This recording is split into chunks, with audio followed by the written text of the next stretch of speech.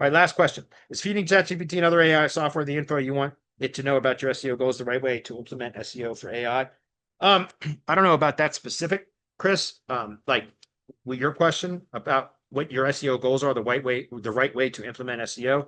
What I do, feed in a bunch of content that I've developed, whether written content, audio content, video content, whatever. I feed all that stuff into a Chat GPT so that, or to a chat, so that the language model or the chat, the AI can write in my voice as if it were me.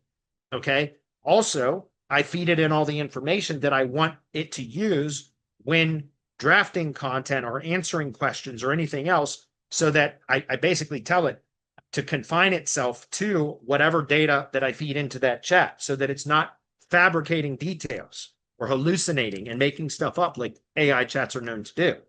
And so we're basically putting guide rails on the chat and feeding it in the content that we want it to source or reference when it is answering questions that we are, or queries that we are asking it, right? And then it will develop content based around that, the data that we fed into it. So, for example, I feed in, to ChatGPT or Grock. I use Grock more than anything, but I feed into Grock like all, recent trainings that I've done for semantic mastery, so that when I am developing content, I can go query Grock and have it, help me to develop the content based upon my own teachings instead of others out there that might not jive with me. Because if I just ask a question in Grock without using a pre-trained chat, and I ask it questions about SEO, it's going to return information to me from other SEOs, from other content that is suggested on the web, which might not be congruent with my methods. So instead, I created a chat that has all of my methods that I constantly am adding new data into, so that when I want to have it answer questions based upon what it understands about my methods, then I can query it and it will return data around used from what it understands about me and my methods, if that's clear. Same thing goes with local businesses, guys. If you, again, look, I have a general tree service kind of chat that is about stuff that's important to tree service contractors. I have another chat for tree service marketing that I've fed in a bunch of my stuff that I've produced, right?